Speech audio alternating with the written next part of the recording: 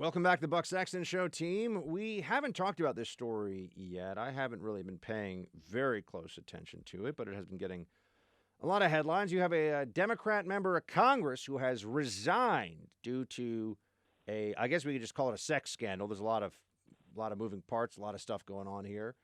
We have Tiana Lowe, commentary writer for the Washington Examiner, joining us now to tell us what exactly went on here. Tiana, great to have you back. Hi, Buck. Thanks for having me. All right, so who is this now soon-to-be former member of Congress, and what the heck happened? So Katie Hill was representing a formerly very Republican district of Los Angeles County out in Simi Valley. And then she's a diehard progressive, pro-Medicare for all, that she amounted to a part of Trump's, or the supposed blue wave of 2018. Now, Red State, the conservative news site, they broke a story over a week ago that showed photos and text messages indicating that Hill had one affair with her female campaign staffer and then another affair with an actual staffer in her congressional office.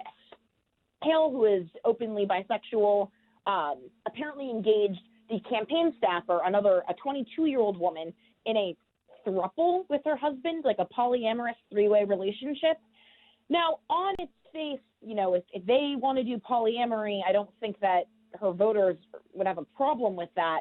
The issue is that, a 22-year-old in a relationship with someone more than a decade her senior, who is also her boss, is a bit problematic, and especially the texts that were released by Red State indicated that the campaign staffer felt abused in the relationship and called Hill toxic. And what was it with the photos? By the way, do we know where the photos came from? And I saw some conservatives who were saying that they felt like the photos should not have been published. Or what can you tell us about that, and what do you think about that? I mean, I agree. Whoever leaked the photos does belong in jail because it violates revenge porn statutes in most states, including California. And it's possible that it was the ex-husband who she's now going through a divorce with. The photos should not have been leaked. However, it is of national interest if she was having a relationship with two of her subordinates, one of which violated House ethics rules that were passed just last year. The House agreed that members of Congress are not allowed to have relationships with their subordinates, and for obvious reasons. I mean, this is one where the Me Too movement was very necessary. We do have to understand that there is an abuse of power that is involved when you have the power to hire and fire people. And this is a part of the reason why conservatives cared about Bill Clinton and Monica Lewinsky. But those are two separate issues. And now that the story is out there, yes, resigning was the right thing to do. Did you notice a slowness from many of the major outlets to cover? Because I know you've been writing about this from the beginning. Was there a sense that you had that this was getting less attention than it would have had the party affiliation of Congressman Katie Hill been different? Or do you think that that this story grew naturally as more information came out, and that the complaints that I've seen from some of our some fellow conservatives out there that this was being suppressed or perhaps a little bit ahead of where things were? Oh, this absolutely was slow walked. It took a week for the story to gain traction. If this were Dan Crenshaw, if there were photos of him nude brushing the hair of one of his campaign staffers, this would be primetime news, 24-hour pearl clutching. Again, I'm not saying that revenge porn is good or acceptable, or that, that we should be focusing on the lasciviousness of the story. But the fact is that, the mainstream media had no problem salivating over the fact that I believe it was a Republican Congressman Joe Barton who had to resign after his ex-paramour attempted to extort him with nude photos and wound up, I believe she released them. And that was a mainstream media story, and no one was calling him a victim, when clearly he was. Do you think that there's also a problem at the left now? We're talking to Tiana Lowe, everybody. She's a commentary writer at the Washington Examiner. You can also follow her on Twitter at Tiana Lowe. Do you think that there's an issue that the left runs into, or how do you think they handle it? Because clearly there's an issue. How do you think they handle and the the problems, the complexities that come up for them in dealing with women in power in workplace situations in the era of Me Too, which has so clearly, up to this point, been almost entirely about men abusing positions of power. What do you think are some of the problems they run into in the application of the Me Too standard? Well, again, this is, the Me Too movement isn't about just exerting third wave feminism, because women are capable of being aggressors. Women are capable of lying. It's about looking at power structures and caring about evidence. And the fact is that the evidence here was ample and showing that so Hill denies the affair with the staffer who works for her in Congress, or worked for her in Congress, and she's resigned. But the evidence indicates that she had not one, but two affairs where she had the power to hire and fire people. And when it's two, it's clearly a pattern. And yes, she should absolutely be held up to account as much as Al Franken was. So resigning was the right move? Yes. Yeah, there we go. So do you think there's anything that comes after this, though? Is there anything else we should be looking out for, and any changes in the way Congress will handle this stuff going forward? Well, I think in the way that the media jumped to turn out all of their actually Baghdadi was courageous for blowing himself up in front of his three children and killing them in the blast. Oh, we talked about Max Boot earlier in the show. He's a lunatic, but keep going. I think just in the way Max Boot realized, oh wait, no one else agrees with me because this story is insane. Like the last 24 hours, we've gotten a bunch of sympathetic coverage of Hill and whatnot. And I think everyone in the rest of the country realizes this isn't about a feminist, and this isn't an attack on a feminist. This is a Me Too story. And there's no reason why Hill should be given special treatment. I think that much is finally apparent. Now, I know you're a California native. I want to switch gears for a second, although we were talking about a California congresswoman too. But do you have an opinion on the debate over, one, whether the fires, because right now there's all this news footage, right? Because big fires gets people to click on things. That's just the simple reality. A lot of news footage, a lot of coverage of this. They got a couple of bad fires going in Los Angeles area, I believe, and up in Sonoma County too. Do you have an opinion on why this is happening, or whether the state's mismanagement or anything else plays a role in this? Yes. So obviously climate change is a factor, but a big one does have to do with how so there are two factors involved in its state and county governance. So the state government is probably the most to blame because they don't do controlled forest fires. They don't spend enough money. LA County, 4 out of every 10 Angelenos is on Medi-Cal, Medicaid, Medicare. Yet they aren't willing to spend enough money on, patrolling this actual safety and preemptively doing controlled burns. But then also there is apparently an issue when and I don't know the semantics of it, Buck, so I'm not going to get into too much detail. But it looks like there's a little bit of corruption between PG&E, the energy company that is right now having to do controlled blackouts. Yeah. It looks like there is a little bit of corruption between PG&E and Governor Gavin Newsom. Like, I think that PG&E donated to Newsom's campaign, and it's everything out there is quite corrupt. But I would certainly blame more than anyone the state government. At what point is there a critical mass of Californians that just recognize that apart from politics, their state government is a disaster and there needs to be some change? Are they close to that, or is that never going to happen?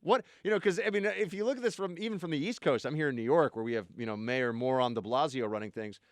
But we see California, we see all this stuff going on. We're like, why can't anybody understand that some of this at least is the result of crappy government decisions? Do Californians just think that this is the way it has to be, or is there a sense that they're going to cross the tipping point?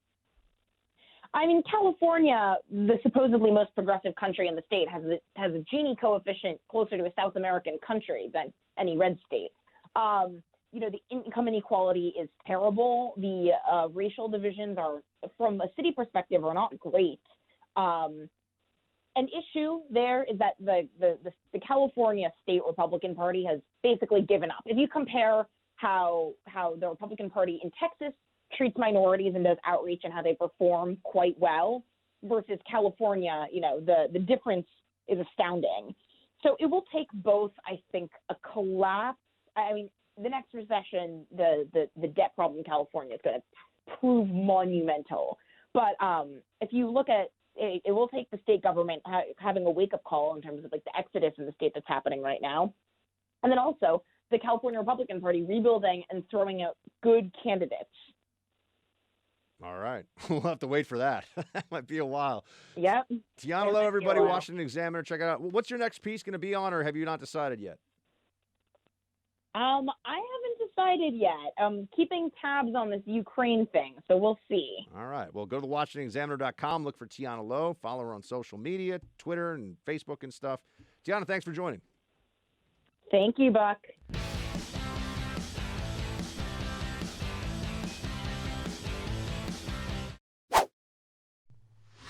Let's talk about Medicare for all for a moment, shall we? Oh, yes. The primary policy idea of the Democrats right now, the single biggest debate in the country over a true policy issue. And there is a bipartisan group that has just looked at Medicare for all. And guess what, folks? It is too much money. The only ways, I mean, if you're just looking at this as a pure function of the numbers, the only ways to get anything close to funding for Medicare for all, and that's assuming you don't have spikes in usage because now people just show up like, yeah, I'll go to the doctor, who cares? Would be if you instituted crippling taxes on everybody. This is what this piece today, this Medicare for All study, funding Medicare for all with tax on the rich is impossible, according to this study. This is a bipartisan budget watchdog report that was just released. And here are some of the most worthwhile findings. Quote, there's not enough annual income available among higher earners to finance the full cost of Medicare for all.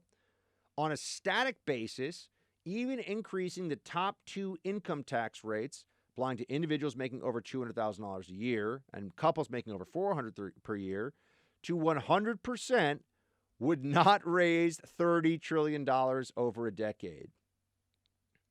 An accompanying chart in the study lists the tax the rich funding option as impossible. The options for financing Medicare for all without increasing taxes are similarly immoderate.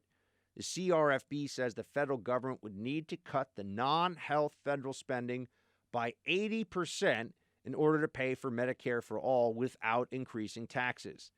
This would require, get ready for it, it's going to be fun, cutting Social Security benefits from approximately $18,000 to about $3,600 each year and cut troop numbers, wait for it, from 1.3 million to 270,000. So truly slash and burn the military down to numbers that would be unrecognizable to America for the last couple hundred years. And make Social Security benefits far less for people. And this is just, there's only so many ways you can try to move these numbers around. You can try to rebalance them, cut here, slash there, tinker around the edges. And then you might say, well, what about modern monetary theory, Buck? And to that I say, oh, they looked at that as well. Quote, deficit financing Medicare for all would be far more damaging to the economy, according to the report, assuming that such a massive increase in the debt would not roil financial markets or lead to high inflation. We estimate that 108% of GDP increase in the federal debt would shrink the size of the economy by roughly 5% in 2030, the equivalent of a $4,500 reduction in per person income, and far more than that in the following years. You can't pay for this with the rich, and you can't pay for this without massive tax increases. And if you try to pay for it by just adding to our already out of control debt, guess what? You're going to crater. You're going to crater the economy. And that's assuming that there's not just a crisis that comes up that would make everybody much poorer and worse off and all the rest of it. But, you know, I remember I was at Politicon talking to people. These Democrats on stage with me, they think you're crazy, or they think I'm crazy, because I look at this and I see the numbers and I say, this is not a good idea. There is a faith based component in Medicare for all. Remember, a lot of people who are big time statists tend to be, not all of them, a lot of them tend to be atheists or people of no particular faith. And the state then is what it would be in loco deus, in place of God. The state is in place of God. The state plays the role of God in many people's lives. And therefore, they have no problem with the state growing all the time and becoming a more prominent part of everyone's lives and having more power, because that's just going to be better for all of us. But there's a deep ideological need that many people have who are supporting this Medicare for All proposal to remove any market-based incentives, any individual choice from this equation, and make it all about just the government writing the checks. The government's writing the checks. And to this, I also just want to say, health is a very personal thing for all of us. We all make decisions that affect our health. I mean, I know, for example, I should eat less chocolate and not drink tequila or mezcal during the week. But sometimes I want some chocolate. Sometimes you don't want to get the side salad. You want to order a French fries. We're all making decisions all the time about our health that affect our health, I should say. And it's really more about habits than I know that's silly to say eating any one thing, but it's about habits that we have. But we also have to understand that the choices that we make about which doctors to see, about how we're going to try and maintain a certain level of health, those are going to affect us no matter what the government does or says. And I think this is where there needs to be a bigger discussion about how do people stay healthy in America. We're always talking about pre-existing conditions and people with terrible diseases, and that's not where most healthcare spending is. Pre-existing conditions is actually a very small part of healthcare spending. Put aside whether the people are covered or not. I just mean that that's a very, very small segment of the population, a true pre-existing condition that would have been uninsurable before Obamacare. Most healthcare spending is lifestyle disease related. Most of it. Or old age. And those are things that require an approach of people educating themselves, making smart choices, making a decision, and a different approach from the medical community about how to encourage healthy behaviors earlier and younger. And, it's just such a bigger issue than, the government's going to write the check for everything. Everything's going to be fine.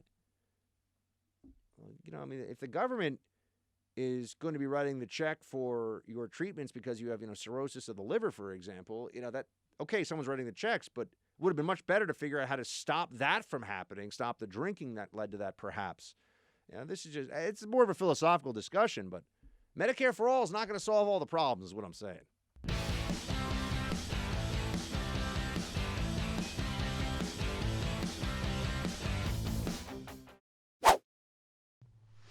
You all know that I find the border to be one of the most important issues facing the country. I think it's fascinating, and I think it's one of the areas we see the greatest amount of obvious dishonesty from the mainstream media in their coverage of it. And that then brings me to a story that I saw, and I thought, why isn't this getting more attention? And it's because the media is completely invested in the Russia, Ukraine, Trump is a traitor, Trump needs to be impeached, all that just dominates. It takes all the oxygen out of the room. But this story is important. This story matters in a way that I think people should be much more aware of, much more cognizant of. And it has to do with the Trump administration at the border testing or getting ready to test. I think they've started to do it, but they're keeping it pretty close hold right now, how it's working. Rapid asylum review, which would mean that now Border Patrol, and this is going to change the process. And, we know there's going to be all these lawsuits, but here's the basics of it. The whole scam, and it was a scam, the scam that has been run by predominantly Central American, but not entirely Central American, illegal immigrants in the United States, illegal aliens in the United States, is based on exploiting the inability of the system to process people in a timely enough fashion so that what ends up happening is they're released in the interior of the United States and released with the promise that they will come back and show up for their hearings. And as we know, once you're in the United States, you establish more roots, and then you have all these lawyers that are free that'll come and pro bono represent you against the immigration courts. There are all these, so it makes it very unlikely, very hard that any of these people who are coming in this way are going to be deported. So it became a big backdoor scam to get in the United States. Say you're fleeing violence in a Central American country. Well, I mean, all these Central American countries we're talking about have very high per capita homicide rates. So anyone, therefore, could claim they're fleeing violence. And if anyone could claim they're fleeing violence, well, then we might as well just allow the entire country of Honduras to just come to America. And I bet a lot of them would if they thought they could. So we've seen this scam playing. And the Democrats lied about this, and the media lied about this. They're like, there's no one lying, and there's no one who's scamming the system. Of course there were. You had 30-year-olds saying that they were 17 so they could come in as an unaccompanied minor. You had people renting children so they could pose as family units. You had people who were reading from a script that they had been taught by the cartels so they could get past the initial screening at the southern border. You had all this stuff going on. And the Trump administration at every turn has been stymied, has been slowed down by Democrats and leftists who are open borders but won't admit that they're open borders. It's a very important thing that we must all keep in mind here. They just want anyone who shows up gets to stay, especially if you're from a third world, especially if you're not English speaking. You show up in America, you should get to stay. That is a widespread belief on the left. And they'll say, oh, but we're all a nation of immigrants, and we're all, yeah, right. Legal immigrants, not supposed to be a nation of people who come in breaking the law. And also the nation of immigrants thing, are we talking about pre or post welfare state, Great Society programs, 1960s, all that stuff? Are we talking about before that or after that? Because there's some pretty big distinctions in there about the incentives for coming to this country. But the Trump administration was having a lot of problem in this whole situation because the processes were overwhelmed. People knew that. They were exploiting that, and they were taking advantage. All right, so then we get to, well, what can be done about it? And they tried this Remain in Mexico program. Well, that would deal with the incentive in this way. If you come to the border, first of all, they're illegally crossing, because another way they were trying to limit this was to say that you have to wait at a port of entry. They can only process so many people at a port of entry every day. So then the illegal aliens would just cross illegally into America, but then claim defensive asylum, secondary asylum, and say, oh no, I want asylum even though I came into your country illegally. And then they get into this process where they stay in America and they're never going to leave.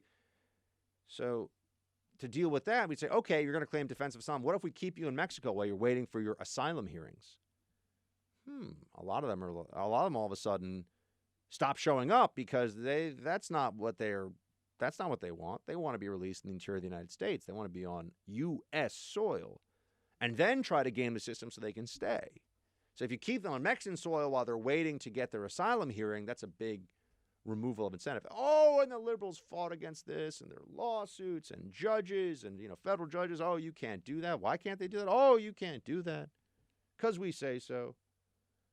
Still waiting for a Ninth Circuit judge to overturn Trump's killing of Baghdadi under the Administrative Procedure Act. Unconstitutional, the killing of Baghdadi. I'm sure there's a lib somewhere who's going to say it, who's going to try to put that through. I mean, I'm kidding, but only kind of. But the story that I thought was so interesting that just came out in the last few days is that they're now testing, the administration is testing rapid asylum review. Rapid asylum review. So what this would be is a change in the process where instead of just doing a very preliminary credible fear screening by Border Patrol would do a more extensive credible fear screening to see if somebody should even be let into the country to begin the asylum process. They're probably able to ask for some supporting documentation or some details of this credible fear, i.e. people being told, hey, just the cartels telling these illegal aliens, just say that you're fleeing gang violence and, if you go home, you'll be killed and you'll be let into America. Well, if you have somebody there who's obviously Spanish speaking who can say, all right, which gang was it? What threats did you receive? Did you file a police report? Why are they targeting you and not other people? Very straightforward questions. I think we all know what would happen. there wouldn't be answers to this because it's a scam. But they think that they might be able to, through this program, begin to process asylum applications in this way within 10 days. So now you would stay in Border Patrol custody, not be released in the interior of the United States, and get it done within 10 days, whether or not you even can begin the asylum review process, because under law, you have to establish the credible fear standard. So this is now saying, well, they're going to put a little more teeth into the credible fear standard and make this something that's a real standard. This could be a game changer. The southern border, the crossing's already down, but this could be a game changer. You know, it's going to be fascinating to watch.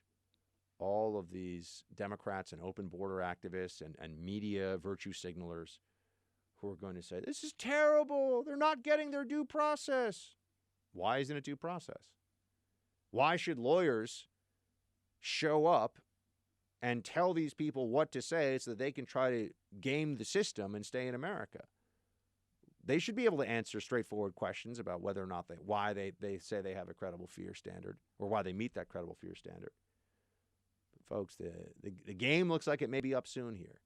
And I think we all need to remember that there were many people, many prominent people, millionaires in the media and others, who were willing to just go along with the lies on this because it made them feel like they were good people. And that's what the Democrats wanted. That's what the left wanted. Oh, we're all so open-minded. We have open hearts about all this stuff. No one's lying. We just take in people. Well, does everyone get to stay? No, not everyone gets to stay. Just everyone who comes and lies to Border Patrol about credible fear. Just every family unit that shows up explicitly to exploit a law meant to prevent the exploitation of children through trafficking, but now with families, they realize that we can't separate the kids, so they keep showing up. The good faith and goodwill of the American people was being taken advantage of by a lot of people at our southern border. I understand many of them are poor and desperate, and I get that. It doesn't make them bad people, but it doesn't mean that we have to continue policies that encourage that exploitation. The Trump administration right now is trying to shut that down, give them process, and I think that that's a good thing. We shall see if it works. Get ready for all the legal challenges.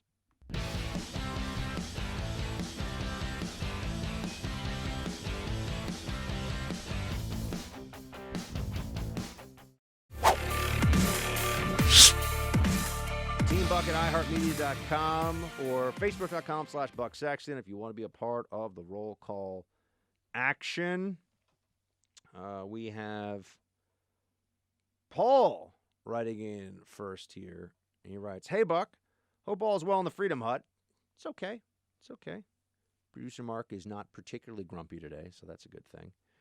I was listening to Friday's show and wanted to update you on your prediction about Hollywood mainstreaming the idea about polygamy, polyamorousness, or polyamor, or whatever you call it. There are at least 2 shows about this topic that have appeared on TV. Big Love, which ran from 2016 to 2011 on HBO, and Sister Wives, which started in 2010 and is still producing new episodes on TLC. The list of entertainment that deal with the topic on streaming services and alternative tech is too large to get into. It's kind of scary. As always, love the show. Love the hair. Shields high, Paul. Well, Paul, you have great taste in radio shows as well as hair. So thank you so much for that. But Big Love is about polygamy, which is, I guess, a little different than polyamorous. Or poly. Is the noun polyamor? I don't know what you. Producer Mark, do you know? I mean, you're about to get married, so I mean, I'm assuming this is not an area that has really crossed your radar all that much. Oh, I didn't tell you? I'm getting married to 3 different Several. women. I was gonna say you're getting married to a few people. That would make sense. That's got to be expensive, right? People always complain about kids. Can you imagine having multiple wives? Oh, that'd be terrible. It'd be expensive. Why would I want to get nagged by more than one woman? Well, how many times can you go through the boring details of your day before it turns into a violation of the Geneva Convention? Yeah, do you just do it like in a group about your day and then ask about all you their gotta, days? Sit everybody down, like you got a blackboard behind you and a pointer, like, and then I had lunch, and then I did this, and then, But really, they don't care about you. They just want to tell you about their day. Exactly. So you got to get through that fast, and then you got to sit there and listen about their day. And then she said this about me, and I'm so upset about this. And then she said this, and then she said this other thing. Mm-hmm. See, I avoided that for a long time working nights. Now that we're during the day, I get that again. Yeah, there we go. Thanks, Buck. That's what I'm here for. Mm. James. Great first name. Hey, Buck, I will never vote for a socialist or any of the far-left totalitarian controllers. Nazis are far-left, too. I'll stick to the right of center where our wise founders placed us. And there we go. James of Boston. Thank you, James of Boston. Let's see here. Brandon. Buck, one of the main characters was part of a terrorist group and was also part of a polyamorous group in the show Caprica, Battlestar Galactica prequel. From Brandon. I don't know. I'm going to say it. I couldn't get through Battlestar Galactica. I thought the graphics and stuff were too cheesy. I got bored. And I know people say it's an amazing show and it's like life-changing if you watch it. I couldn't do it. Couldn't get excited about Battlestar Galactica. I really did try. Don, take this ball and run, run, run. What an inspiration for our world. This president has confirmed we have extinguished a demonically driven individual. How can anyone in our media try to spin this? Blah, blah. There we go. Thank you, sir. Appreciate it. Bruce. Buck, you and your producers suffer from only knowing well the happenings during your lifetimes in sports, movies, and music. No one can match Wilt Chamberlain. He averaged 50 points per game for one season and once scored 100 points in a game. The NBA even changed the court layout because of him. I believe they widened the lane so there was more room for penetration toward the goal without an automatic block by Wilt the Stilt. Bruce in New Orleans, probably listening down, hopefully down in on our wonderful New Orleans radio station, which people can listen on, which is a lot of fun. What do you have? What? You got to say something. Well, I was about to back. Shouldn't you know the station? Yeah, of course I know the station. It's a wonderful station. Of course. Yeah, don't worry about it. Don, add Charlie Daniels Band to your playlist. I don't know what that is. Who is that? I don't know. Sounds like a band. Yeah. Sounds like a music recommendation. Yeah. There we go. Maureen. Hey, Buck and producer Mark. You man of mystery. She wrote it, not me. About the whole polyamory thing, you are sometimes conflating all the variations of such lifestyles, so here's some clarity for your listeners. Polygamy is one man with more than one wife. I know. Polyandry is one woman with more than one husband. Oh, I didn't know that. And they are only with her and nobody else. Wait, polyandry is one woman with more than one husband, and they are with her and nobody else? That's a thing? I don't even know that was a thing. Did you know that was a thing? I never heard of that. Learning new stuff. All right. Polyamory, however, is a total sexual free-for-all. It's one man and one woman in a relationship together, often married, but they're free to be with any man and woman they want to be with. As many partners of either gender as they want, it's a total free-for-all on both sides of a very non-monogamous pairing. That's polyamory. It's sad I know about this stuff, but I'm a psychotherapist, so I just know about things. By the way, I'm grateful. That's why she knew what polyandry. That was like That's some textbook stuff. That's some textbook level stuff. Yeah, that's like with the dusty books behind the dock. You know what I mean? That you're like, what is in there? Polyandry's in those books. I don't even know what that is. By the way, I'm so grateful for your podcast, you often get preempted for stupid sports. I love football, but not if it interferes with hearing your voice. So the podcast assures me I'll never have to miss a broadcast. I saw you on Pluto TV once, but it's not as convenient as your podcast sometimes. So you do keep many of us safe and warm listening to you. You're simply the best. Maureen in California. Well, thank you so much, Maureen. And yes, remember, folks, if you're ever unable to listen on your local radio station, you can always listen to the podcast. So that's why I ask that you please subscribe.